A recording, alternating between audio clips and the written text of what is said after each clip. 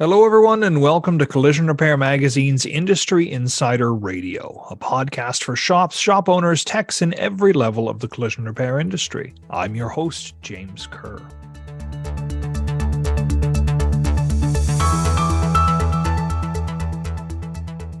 The collision repair industry depends on many related industries. Your subletters for upholstery and glass, sure, but also the insurers, and you may not know it, but it's near the top of that list. Recyclers. Today we're talking with Steve Fletcher, the Executive Director of OARA, the Ontario Automotive Recyclers Association, about who they are, why you should know them. It's OARA and the importance of coming together. Today on Industry Insider Radio.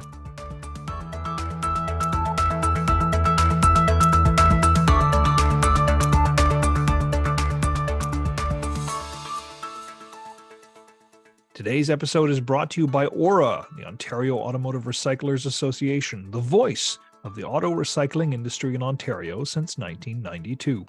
For more information on OARA and their work, please visit www.oara.com.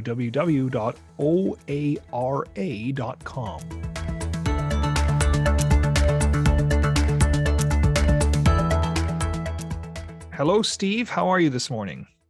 I'm doing great, James. Thanks for having me on. Now, Steve, you wear many hats, and I in my intro, I focused on one hat, but do you want to talk about how many hats you're wearing these days? Sure. Two big hats. One is I'm Executive Director of the Ontario Auto Recyclers Association, so direct responsibility for 100 plus auto recyclers and 50 plus vendors to that industry. But I'm also the managing director of the Auto Recyclers of Canada Association. So an umbrella group of which OARA is one of the members, but there's 6 other provincial regional associations that tackle things more on a national basis, more on a broad industry, North American, even on a global basis these days. So those are the 2 hats that I wear, but both definitely involved in auto recycling. It's like a Russian doll. There's organizations within organizations going all the way down. Yeah, it helps, if what's good for Ontario should be good for Canada and vice versa. So although there's a lot of responsibilities, a lot of different tasks, the 2 entities really fit together perfectly. And they allow me to do both. And I think it's a benefit to both organizations to have Ontario, which is the largest province vehicle-wise, even auto recycling-wise, helping to drive some of those national initiatives. And again, vice versa, learning from other provinces about what works, what doesn't work, and how they can be applied in that locality. For those not in the know, could you give us a little nutshell on what OARA is? Sure, it's an industry association. So at our core, we represent the auto dismantling side of the end-of-life vehicle sector. So all vehicles eventually reach end of life, either through natural wear and tear, or more likely for your constituents, through total loss vehicles. So once a vehicle has been designated total loss by an insurance company, ideally an auto recycler, an auto dismantler is buying that vehicle and breaking that up into parts to sell back into the repair economy, or to extract the various specialty metals and materials to be recycled, to keep the car being one of the most, at end of life, environmentally responsible consumer items out there.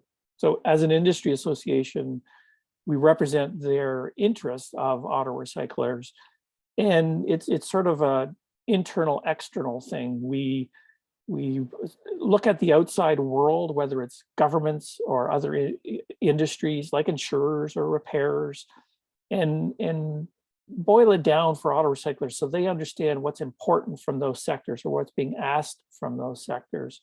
And then going the other way, talking to those groups, whether it's the auto manufacturers or metal recyclers, or again, government, just explaining what is an auto recycler, what role do they play in society and the economy, and making sure that what's important to us becomes important to other people who have a stake in our success and hopefully our involvement in their success. And why is it important for collision repair shops to be aware of what's going on in the auto recycling sector? Well, we're one of the main parts suppliers into that repair process. So there's new aftermarket and recycled, which we always want to remind people that a recycled part is an OEM part. And we're local. Again, I have 100 members across Ontario, 350 spread around Canada. And we're local businesses, oftentimes like those collision repairs, still an independent, family-oriented sector to a certain extent. So we're in the same community as collision repairs. Our parts are readily available, and during the pandemic and even post-pandemic, when supply chains are such an issue, the fact that these parts are available locally to be delivered is important. And depending on which metric you look, 10 to 12% of parts that are used in collision repair are generally recycled. It depends on a lot of different markets, but we're sort of a key supplier that way. And, That's and and sorry, and that's spiked over the pandemic, right? it's certainly grown because of those supply chain issues that new parts are hard to find. And our business just kind of kept on rolling along. So definitely the rate of requests for parts and different types of people looking for parts, both at the consumer level, but also even the new car dealers are actively looking for recycled parts because we have them, they're in stock and ready to go. So the numbers of from what I understand, and you can correct me here because you're the one who's in the know, Steve. But the numbers went up during the pandemic of the local auto recyclers collision repair shops looking for parts from local auto recyclers. Did they dip down as we start to wane from the pandemic? I mean, it's still with us to a certain extent. Or do you find that those relationships, because some people have been telling me this, those relationships that have developed between local businesses are now business relationships and are just going to continue on? Yeah, we've seen sort of some leveling off of the actual transaction. So the part requests are still there, but because we're an inventory constrained industry, we go find our parts through end of life vehicles, and those are heavily tied into the total loss sector. As miles driven decrease, totals also decreased. People are holding onto their car a little bit longer. So there's always those balancing aspects to it all. But from a request perspective, phones and internet connections have never been busier. And we're really trying to work with members to remind people that they are local and that those parts exist. And technology is advancing with different avenues to find, source, and secure those parts, and just making sure that they're, as auto recyclers, are on top of it to let their customers know that they're a source that still exists today. Well, shipping costs alone, right? Like as shipping gets more and more, shipping is not going to become cheaper suddenly. Like it's become more and more expensive to try and ship things back and forth. If you can develop a local relationship, that can be a game changer, certainly.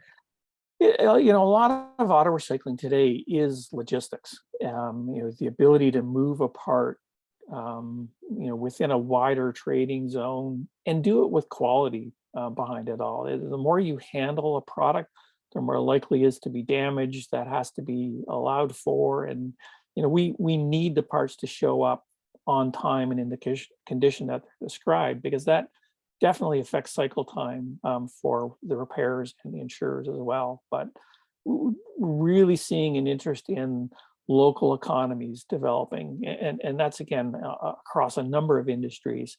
But we're trying to educate our members on why they should be pursuing this, continuing to put in place things they did in the pandemic that worked, because some of them were very beneficial for that localized economic development. Let's go back in time a little bit. OARA began in 1992. What was the driving need at the time? What made, I don't know if you were involved that early? Or... I was there at the beginning. Oh, goodness. It's been quite a ride. Um, at that point in time, there were part locating networks based on different types of technology.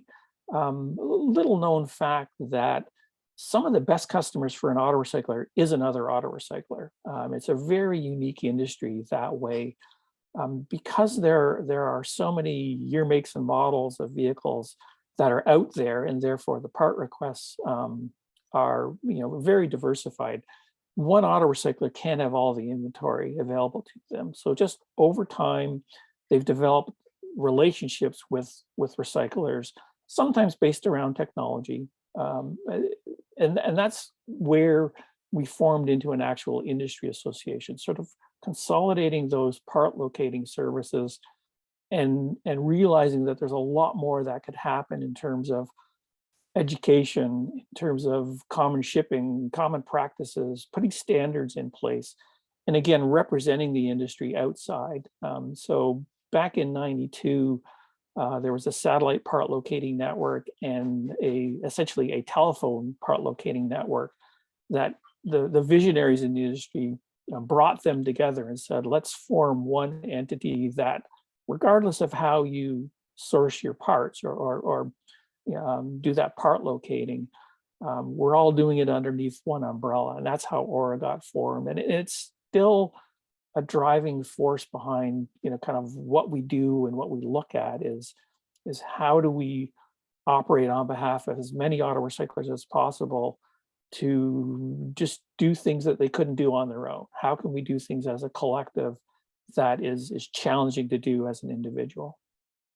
And I guess the industry hasn't changed at all since 1992, right? Like It fundamentally it hasn't. You're still trying to find cars to buy at the right price and understand what those parts and materials are on it. But definitely big data, a lot of technology being deployed. So we're no longer using satellites and the telephone to kind of locate parts.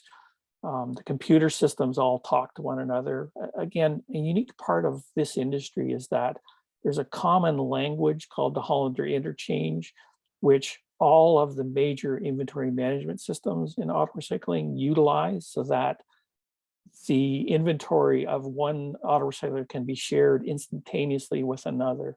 So it's not uncommon for a local auto recycler in Belleville to have their inventory and also have maybe 25 other inventories right in their computer, and then access to another 100, access to another 500, another 1,000, depending on how far you're willing to look for that part.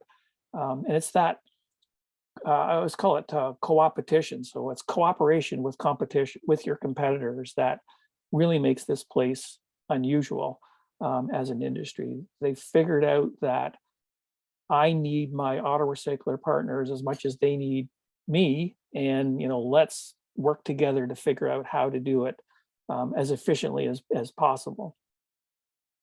And the industry isn't the only thing that's changed during that time. OARA, I think, has helped shape the industry in many ways. Can you talk a little bit about OARA's advocacy for the industry and how things have shifted over the Sure. course of the last? It's at the start of the association, definitely a junkyard mentality and perception out there. And we've really tried to do a lot within the association in terms of standards, in terms of operating procedures, so that we're all running, a clean facility and understand what a good part is and what the good service behind that part. So we have a gold seal branding program. We have the Canadian Auto Recyclers Environmental Code. So putting in place best practices for members, but also kind of exploring new ways of doing business on a global North American basis, and kind of learning from them. So it's all about sort of empowering members with information and knowledge, and then helping them create opportunities that, again, it'd be difficult for them to do on their own. And once you've got your sort of internal standards and levels of quality in place, it's a much easier task to go outside and go talk to repairers and insurers and government and regulatory agencies and say, this is who we are, this is what we do, this is what we believe in. We want to engage with people, we want to get better. Let's talk about how we can do things together, or how we can put in smart regulations, so that the industry can flourish, but it's still doing the right thing and moving in the right direction. And I assume that there's a lot going on between OARA and ARC in terms of some of these best practices and some of these things that have worked. Like OARA was the petri dish and ARC is the It, broader it, application. Some of the really innovative things have come out of BC and our BC auto recyclers. They put in place some codes because of some local regulations. And once the codes kind of got put in place, members were like, wow, this is awesome. I have a blueprint for where my business needs to be. And it's that kind of sharing, us going out to BC and saying, hey, what are you guys doing there? Oh, that's really cool. How can we borrow it? How can we kind of nationalize it? How can we make it into something bigger, so that it's ground tested, but we're kind of taking it to the next level. So we've done that on a number of things. We're actually doing that right now with electric vehicle dismantling training. So BC has put some training in place, virtual, and we're kind of working with the BC Association to make that available to all members. And we use those as examples to all of the associations to say, just to remind them, if you're doing some good things, tell us about it, because we can either add to it or we can share that with other jurisdictions. And then once everybody's sharing, then we all benefit that much more. So it's not even the case of OARA informing the wider ARC. There's things to be learned all over the country. Brought together. Oftentimes, the Ontario Association has brought scale to things. So it's seen something in BC or something in Japan or the UK and said, why don't we do that? And very innovative leaders who aren't afraid to try things. And because again of this of the role that Ontario plays with even the OEMs being housed here, it allows us to have those conversations, and just sort of move them along. So the Ontario Association has definitely been a driver in kind of trying to take everything to the next level, and sort of pulling our other associations along. And now they look to us for positivity and leadership. So we just had our conference last month. We had representation from every single province because they want to come here, see what we're doing, learn from and have business relationships with the auto recyclers, but definitely seeing the Ontario Association as being one of the most progressive out there. Well, let's talk about that conference. So you had an annual conference. How long has the OARA conference been going on? So like since 92 or? It's certainly it predates 92 in that originally these part locating systems would get together and because it's very relationship based, they just wanted to know who's on the other end of this telephone or this satellite. And it was really just a networking session.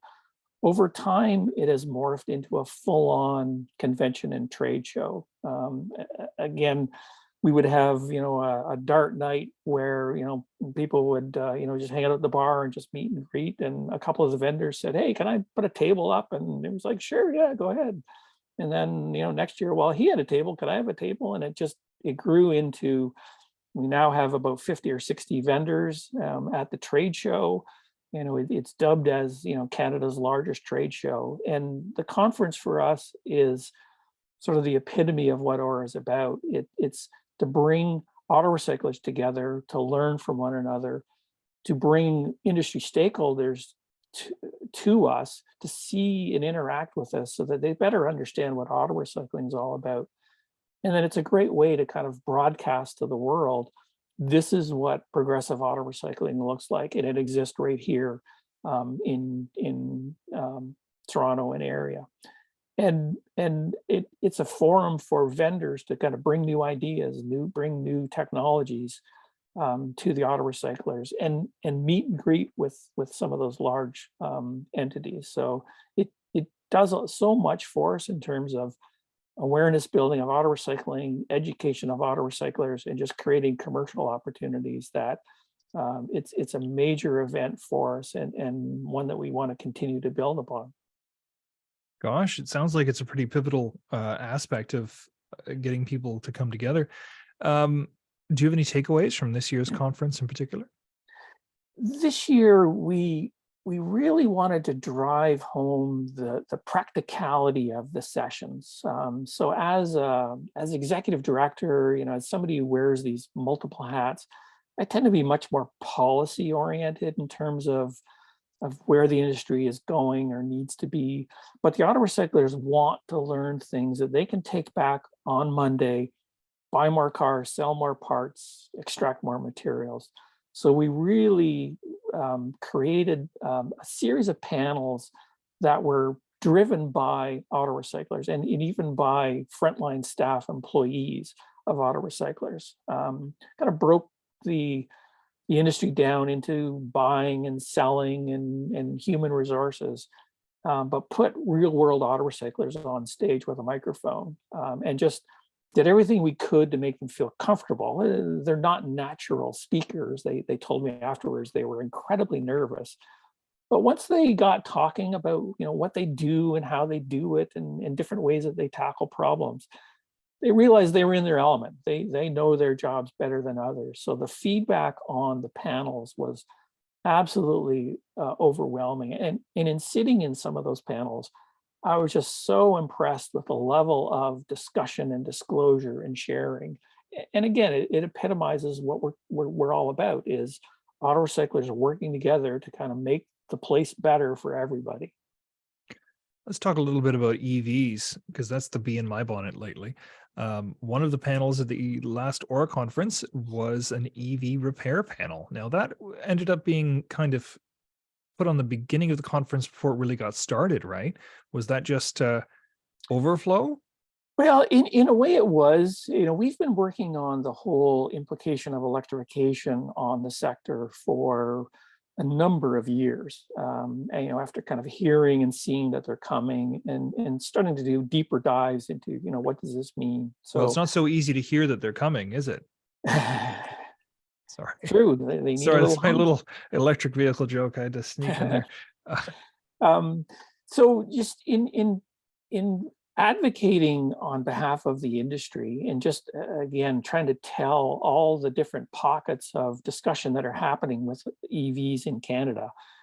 Hey, we're here. We're the experts on end of life.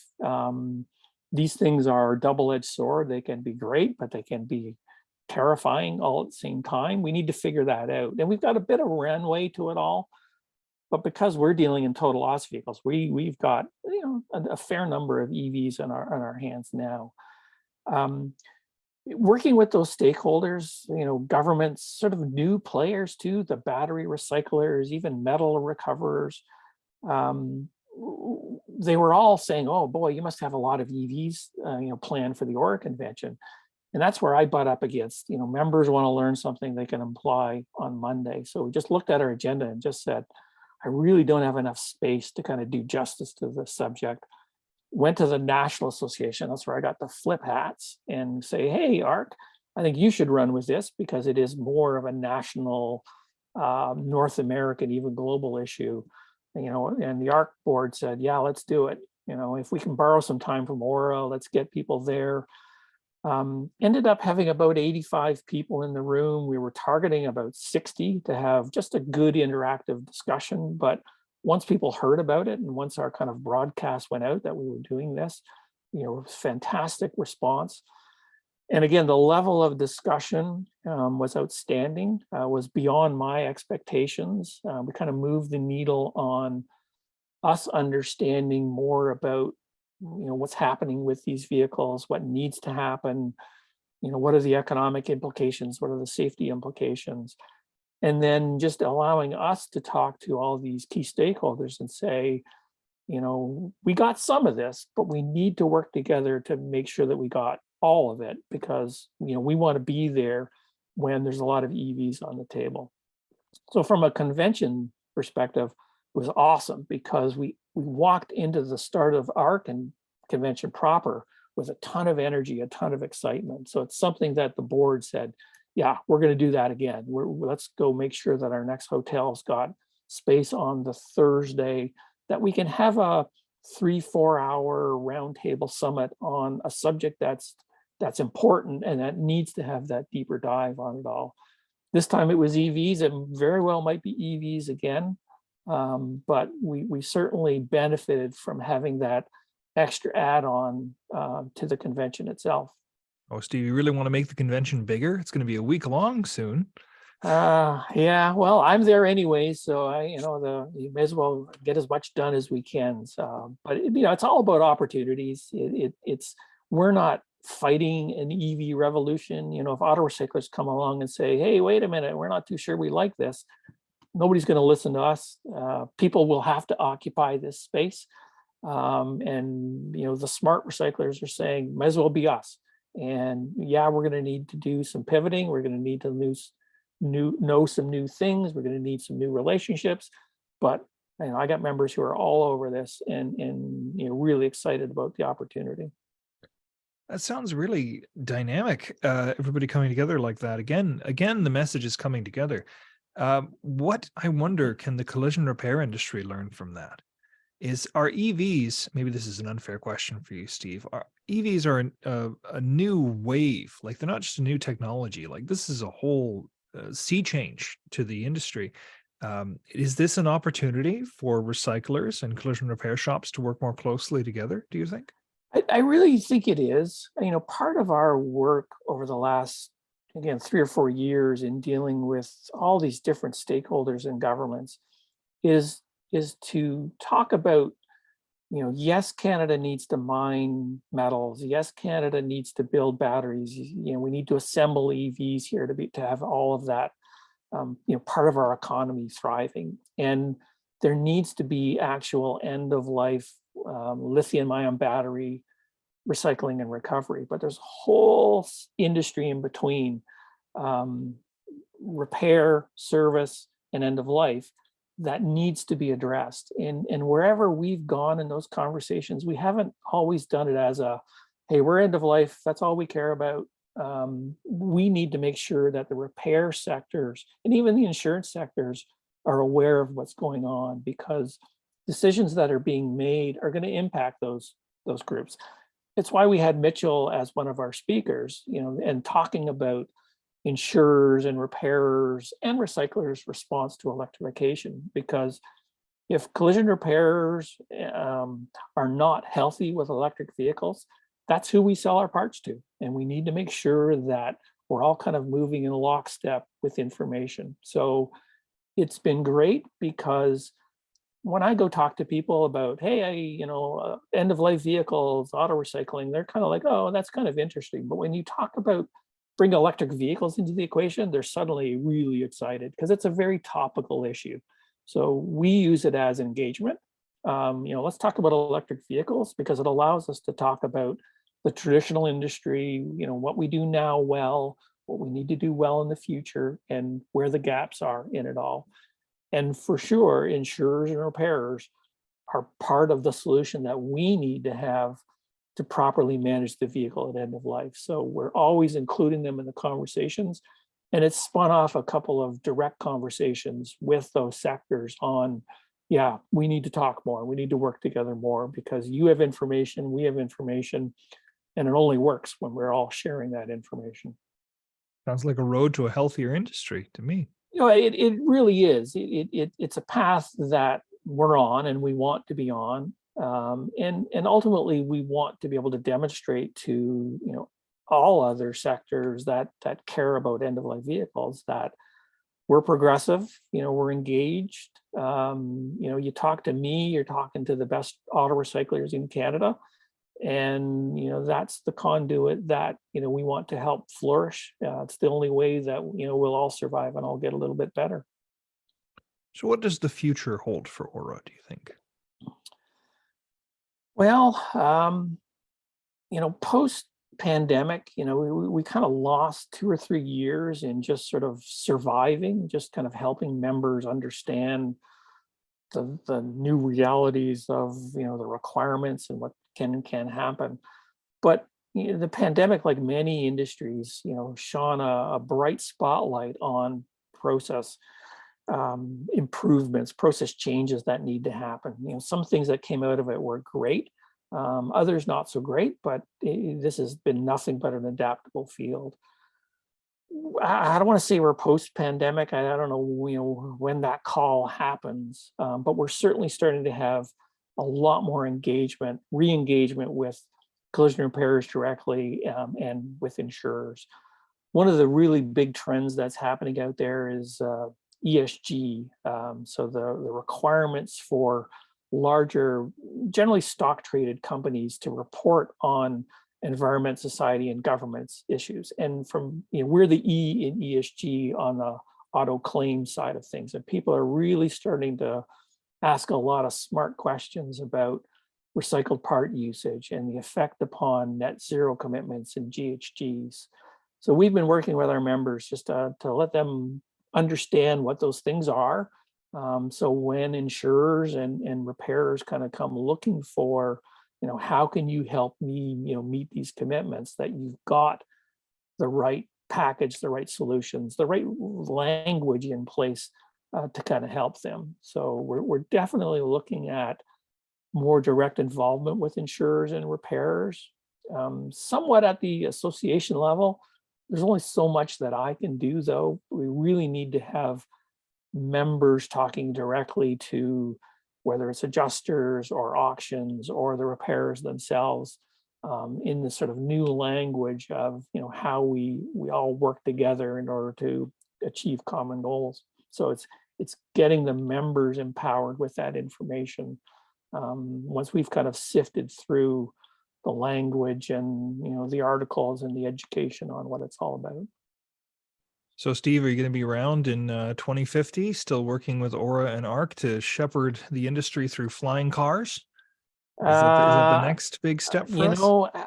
I've been 30 plus years in this industry, and at some point in time, they will kick me to the curb, and somebody will take over. But I will never lose enthusiasm for the industry and the people within the industry. And it's a fascinating subject that not a lot of people know about auto recycling. And auto recyclers are more than willing to open their doors, do tours, engage with the public and repairers and whoever wants to know, what really happens behind those fences, behind those computer screens. So I may retire, but I'll kind of be in my little office, kind of doing what I can to kind of just keep being an ambassador to the industry, and I'll stick around as long as they want me to stick around. So bring on the flying cars, says Steve Fletcher. Yeah, well, flying cars, I'm still kind of dealing on the EV side of things, but you can sort of see a path, and it's actually an interesting industry that the OEMs build these vehicles, and they're putting the 23s and the 24s sort of out there now.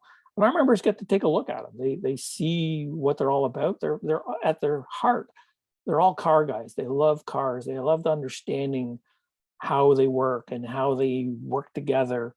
So when a new technology comes along, they definitely embrace, what it's all about and want to understand it from a personal perspective, and then learning to apply it to the business. That's what they're about. You build it, we will service it, take it off the road, and make sure that the resources are recovered properly, and the kind of positive circle continues to happen. That's what it's all about. That's what it's all about. Well, thank you very much, Steve, for joining us today. Any final words for the industry? Or you've given some good final words. I almost don't want to ask you for anything more, but Hey, anything else?